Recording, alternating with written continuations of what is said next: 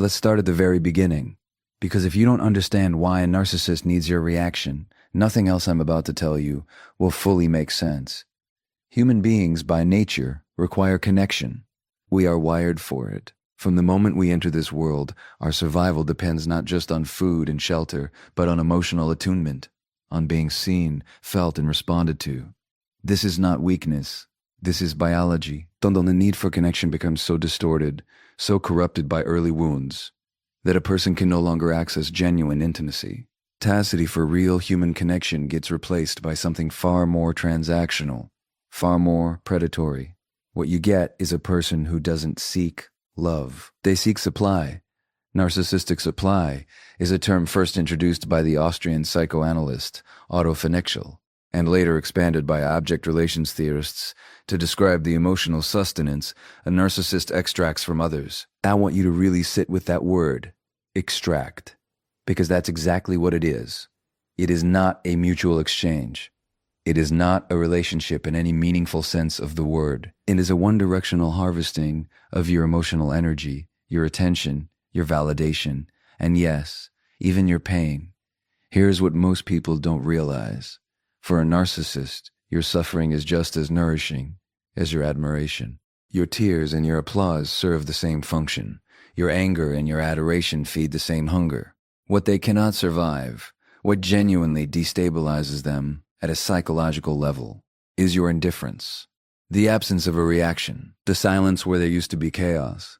And why is that? Because at the core of narcissistic personality structure, beneath the arrogance, beneath the manipulation, beneath the carefully constructed image of superiority, there is a profound emptiness, a self that was never properly formed. Clinicians often describe it as a kind of internal void, a fragmented sense of identity that requires constant external reinforcement just to feel real, just to feel stable. The narcissist does not have a solid inner world to retreat to.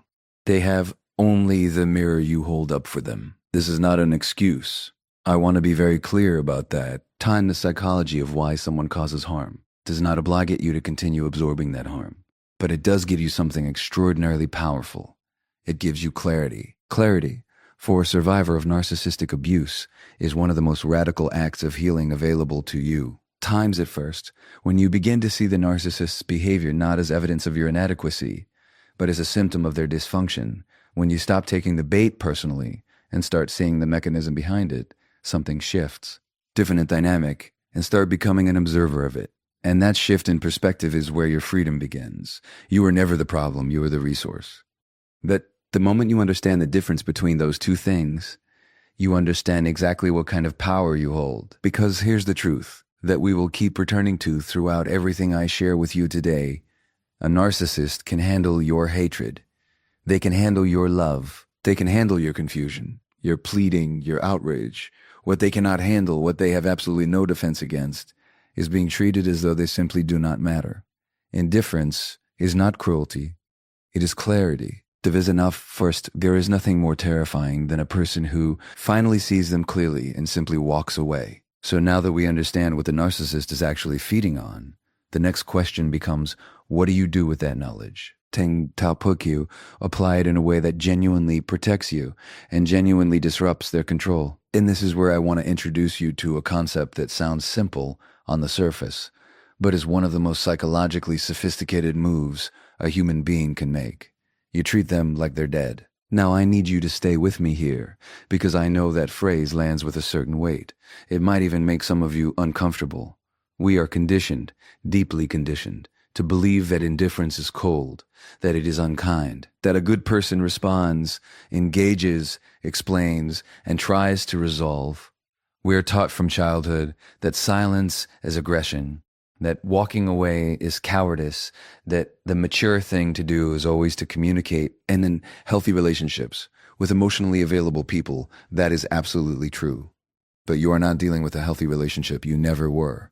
The rules of engagement that apply to mutual reciprocal human connection do not apply here. Painful lessons a narcissistic abuse survivor has to learn is that the very tools you were using to try to fix the relationship were the tools being used against you. And as you initiated to seek clarity, gave them more information to manipulate you with, Every emotional reaction you displayed told them exactly which buttons to press next, to reason, to appeal to their empathy, to make them understand your pain. All of it was supply.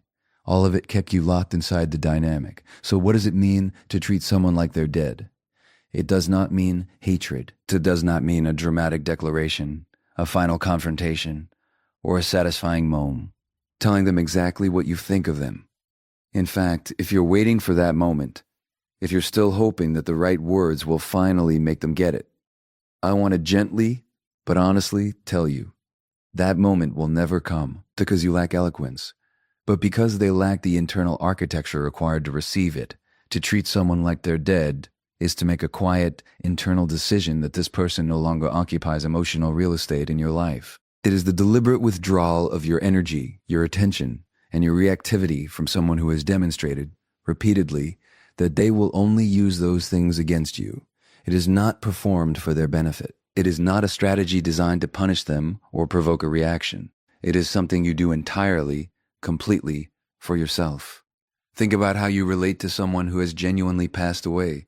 You don't argue with them in your head, hoping they'll change. You don't rehearse conversations, waiting for them to finally understand you. You don't monitor their behavior, brace for their moods, or reshape yourself to manage their emotions. They are gone, and in their absence you begin, slowly, sometimes painfully, to return to yourself. That is the energy we are talking about, cerebrally, but that particular kind of release that comes when you stop fighting for something that was never going to give you what you needed. There's a philosophical dimension to this that I think deserves to be named. The ancient Stoics spoke at length about the discipline of not giving power to that which does not deserve it. Marcus Aurelius wrote that you have power over your mind, not outside events, and that realizing this is the foundation of freedom. To treat a narcissist as though they are dead is to practice exactly that. Imports it is to say, your chaos is real, but it is no longer mine. You don't have to announce your liberation. You don't have to explain it, justify it, or perform it. The most powerful thing you will ever do is simply stop. Stop engaging. Stop reacting. Stop feeding what was always feeding on you. And in that stillness, begin the quiet, radical work of coming back to life. Damon refers to point 7. Here is the expanded segment for key point 3.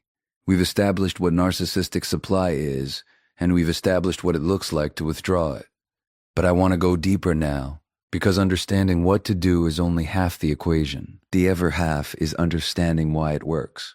Why does your silence, your indifference, your emotional withdrawal so completely destabilize someone who presented themselves as untouchable? Why does a person who spent years making you feel small suddenly unravel the moment you stop responding?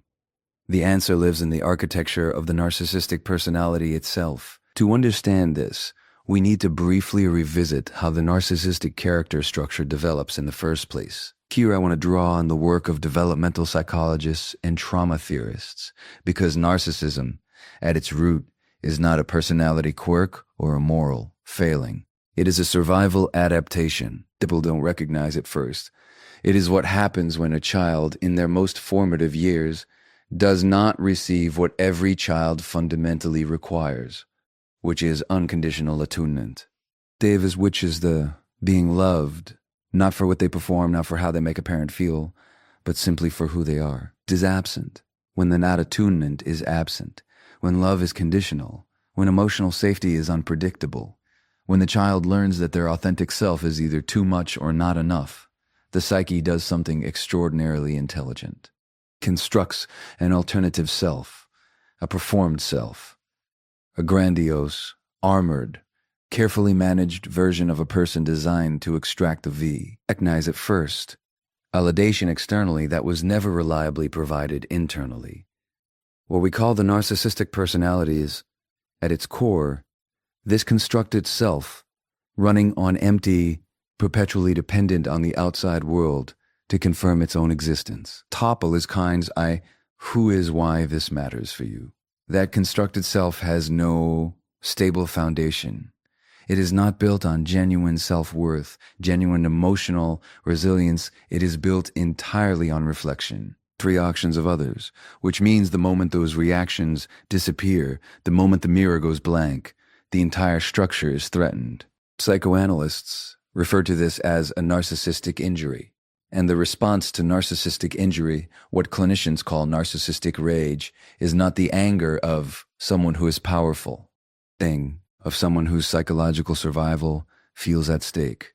When you stop engaging, you are not simply inconveniencing a narcissist to or at the level of their deepest psychological architecture, triggering an existential threat response.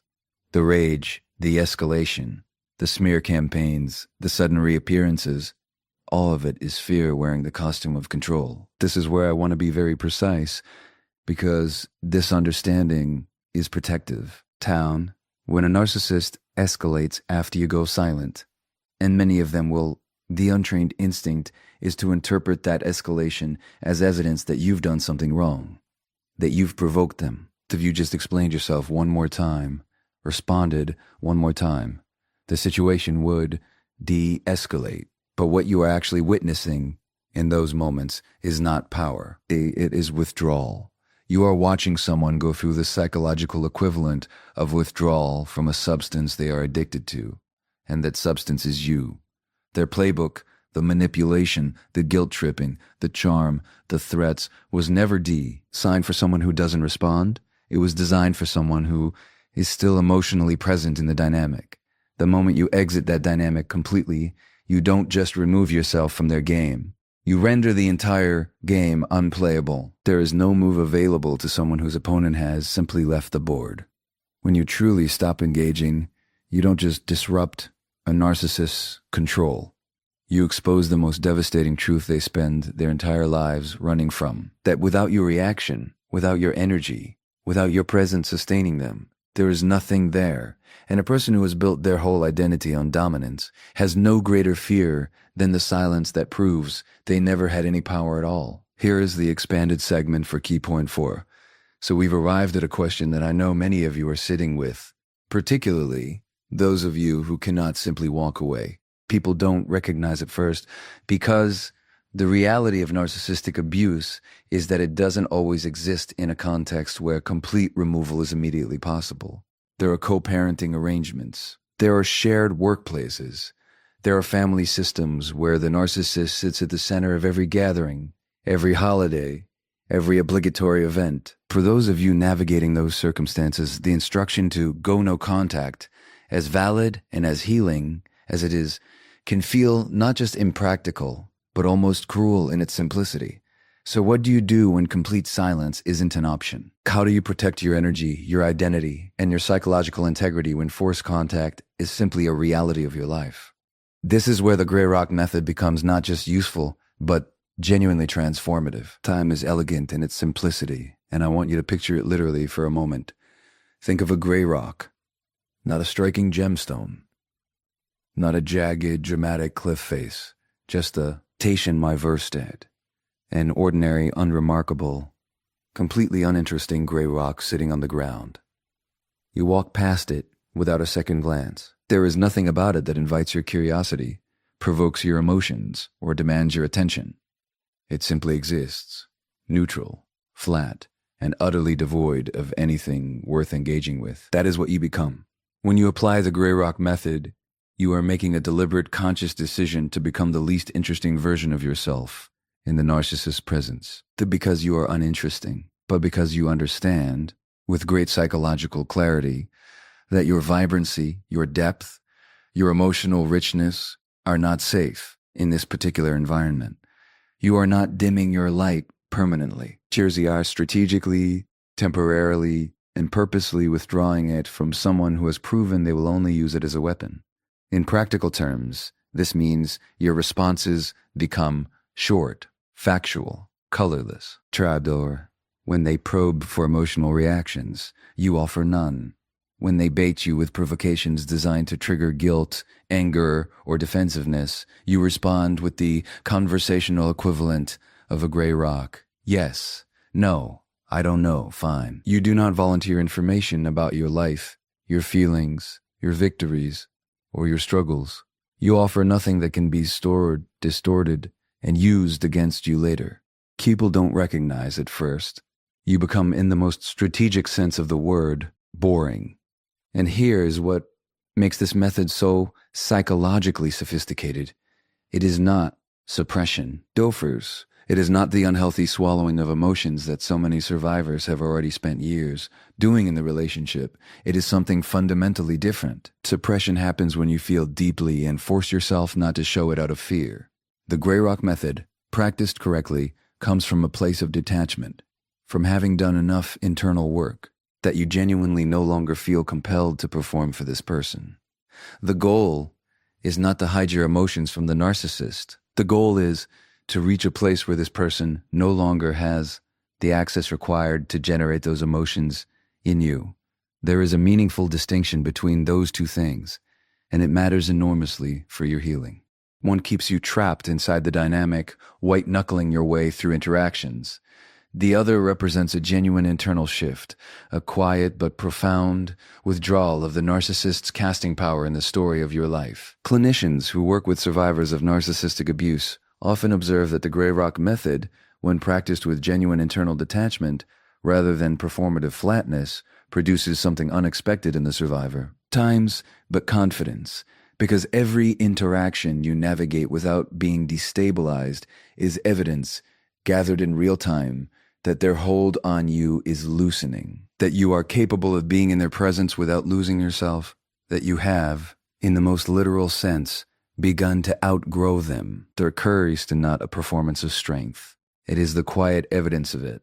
And every time you walk away from an encounter having given them nothing to work with, you are not just protecting yourself. At first, you are proving, one interaction at a time, that you are no longer available to be consumed. Here is the expanded segment for key point 5. Now I want to prepare you for something. Because everything we've discussed so far, the withdrawal of supply, the emotional detachment, the Grey Rock, the quiet but profound decision to stop engaging, all of it sounds like relief. And it is, but there is a stage that comes before the relief fully arrives, and if you are not prepared for it, it can pull you back in at the exact moment you are closest to freedom. When a narcissist begins to lose their grip on you, they do not quietly accept it. They escalate to with I want to be very precise about what that escalation looks like, because it wears many faces, and some of those faces are ones you have been conditioned over months or years of abuse to respond to with hope. The first phase is what clinicians call hoovering. Named after the vacuum brand, hoovering is the narcissist's attempt to suck you back into the dynamic just when you've created meaningful distance. Take sudden warmth, unexpected tenderness, a version of the person you first fell in love with, or first trusted, first admired, first believed in. They remember your favorite things. They use the language you always needed to hear. They show up, seemingly transformed, with exactly the right words, at exactly the right moment. For a survivor whose nervous system has been trained to associate this person with both the wound and the relief, the pull can be almost unbearable. This is not love returning. This is a system in panic, reaching for its power source. Then there is love bombing, which in this context is not the love bombing of the initial relationship, but a targeted, intensive campaign designed specifically to reestablish the dynamic you've begun to dismantle. Gifts, grand gestures, declarations, performance of devotion so compelling that your own mind begins to question whether you've been unfair, whether you've overreacted, whether perhaps this time something has genuinely changed. This is precisely what it is designed to make you think. Tuition is I first, and the cruelty of it is not just in the manipulation itself, but in how effectively it exploits the very hope that makes you human. When neither of those approaches work, the mask shifts again. TANS is often the smear campaign, a systematic effort to destroy your reputation, your credibility, and your support network before you can fully establish your independence from them. They get there first. They reframe the narrative. They position themselves as the victim of your coldness, your instability, your cruelty. They recruit allies, often unwitting ones, into a story where your healing looks like aggression, and their abuse looks like heartbreak. Finally, when all else fails, when the hoovering hasn't worked, the love bombing hasn't worked, the smear campaign hasn't broken your resolve, you may encounter the rawest expression of narcissistic injury, pure rage, intimidation, escalating provocations designed to force a reaction, any reaction, because even your anger is preferably your indifference. Here is what I need you to understand about every single one of these responses. They are not evidence of your wrongdoing, being too harsh, too cold, or too unforgiving. They are a diagnostic, at first. Each escalation is clinical confirmation that what you are doing is working. A person who had genuinely moved on, a person who truly didn't need you, would not pursue you through every available channel the moment you stopped responding. Intensity of their reaction is the most honest thing they will ever show you, because it reveals, with devastating clarity, exactly how much of their stability was built on your compliance. You are not witnessing power in those moments. You are witnessing the structural collapse of a system that was never built to survive your absence. When a narcissist escalates after you go silent, do not read it as a reason to return. Read it as confirmation that leaving was exactly right. The chaos that follows your silence is not your responsibility to resolve.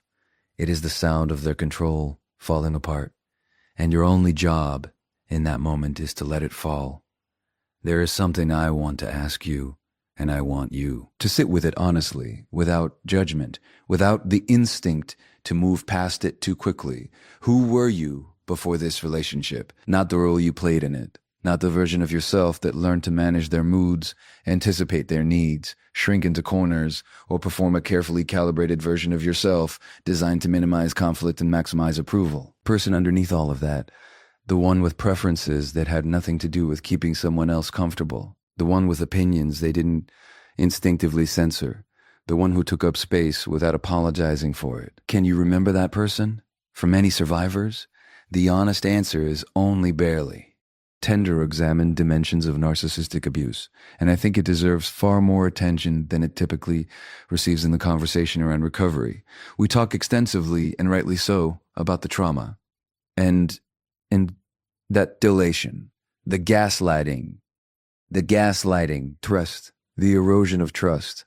But what we don't talk about enough is the specific, systematic way in which prolonged narcissistic abuse dismantles a person's sense of self, not through a single dramatic act, but through 1,000 small ones. Comment here, a dismissal there, a raised eyebrow at your excitement, a subtle reframing of your reality until you no longer trust your own perceptions. Telepal process, a slow, almost imperceptible process of replacement, where your authentic identity is gradually substituted with a version of yourself built entirely around their needs, their narrative, and their comfort. Psychologists refer to this process as identity erosion. And what makes it so insidious is that it rarely feels like violence while it's happening. It feels like adaptation. It feels like love, even because you were told implicitly or explicitly that this is what love requires, that to be worthy of connection, you must contain. 12. Instantly edit yourself into something more acceptable, more manageable, more useful to the person demanding the edits. And so you did. Most survivors did, though most people don't recognize. At first, not because they were weak, but because they were human, and because the need for connection is so fundamental that we will reshape ourselves to extraordinary degrees before we will accept that the connection we're fighting for was never safe to begin with. Detachment becomes something far greater than a protective strategy. When you begin to withdraw your energy from the narcissist, when you stop monitoring their moods, stop anticipating their reactions, stop organizing your inner world around their instability, something remarkable begins to happen in the space that opens up. People don't recognize at first. You start slowly and sometimes disorientally to hear yourself. Again, your own thoughts, unfiltered by the question of how they will respond. Without the immediate reflex to suppress or justify them, your own desires surfacing from beneath years of being told they were either too much or entirely irrelevant. This is not a small thing. This is, in the most literal psychological sense, the beginning of the reconstitution of a self, and it does not happen through grand gestures or dramatic reinvention.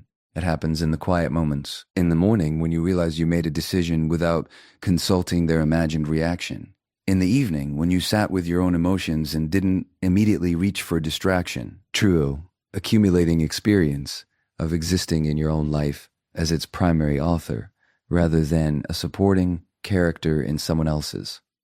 Dr. Gabor about authenticity is a biological need, not merely a philosophical preference, but a genuine physiological requirement for human well-being. When we are forced into chronic inauthenticity, the body keeps score.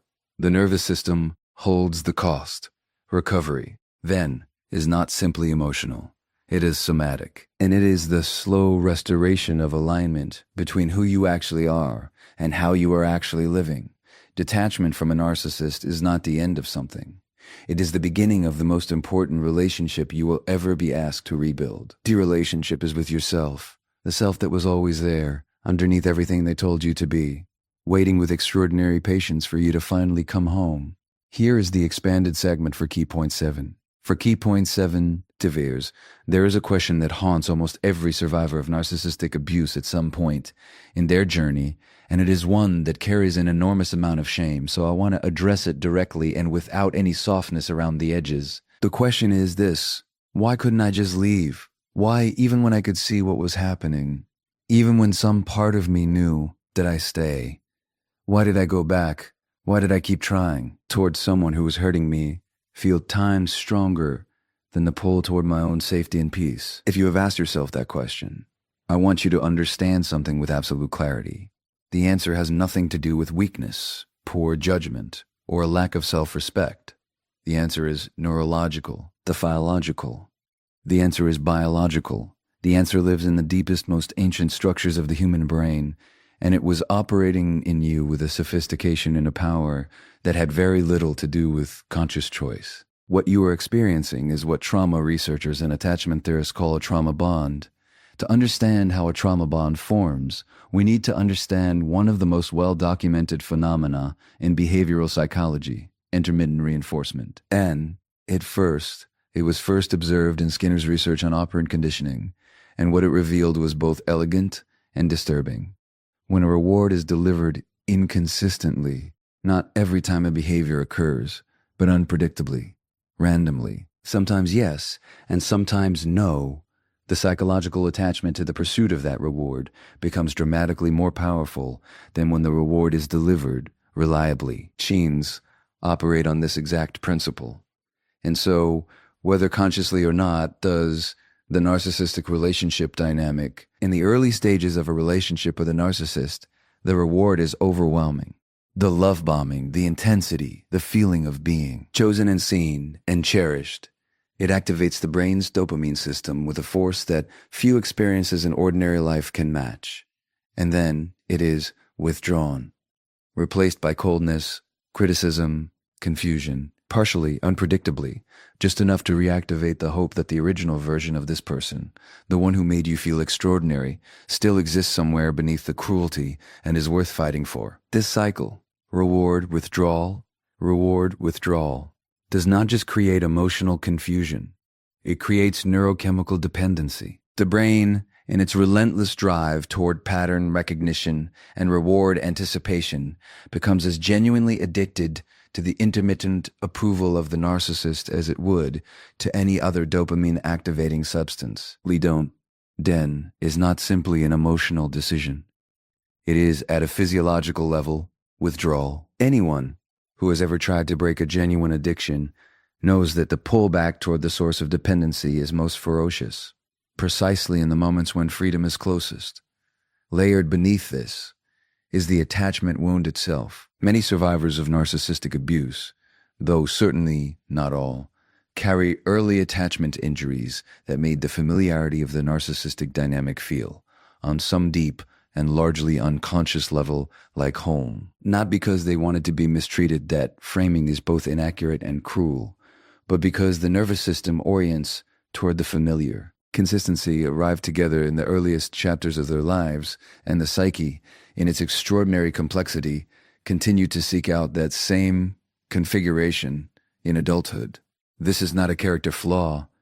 This is a wound seeking resolution.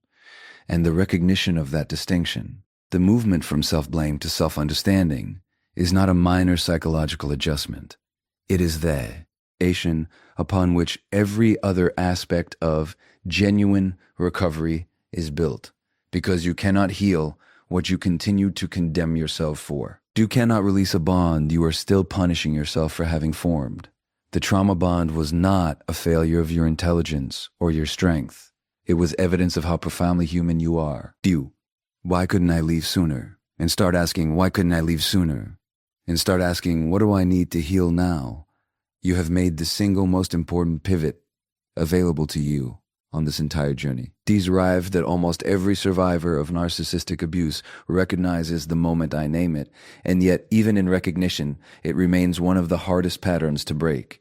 It is the compulsion to explain yourself, to justify your decisions, to provide reasoning, context, and emotional evidence for the boundaries you are attempting to set, as though the boundary itself is not sufficient and requires a courtroom-level argument before it can be considered valid. Telegonize at first. I want you to trace that compulsion back to where it was learned. Because it was learned, it did not arrive with you. In a healthy relational environment, explanation and communication are genuinely useful. Two people with mutual respect and emotional availability encounter a disagreement or a limit. Talking it through produces understanding, and understanding produces resolution. Explanation serves a real function in those dynamics. But what happens when you bring that same tool into a relationship with someone who has no intention of understanding you, someone whose primary interest in your explanation is not comprehension, but ammunition? What happens is that every reason you give becomes a gap they can argue through. Every emotion you disclose becomes a vulnerability they can exploit. Every justification you offer becomes evidence in a counter-narrative they are alaria.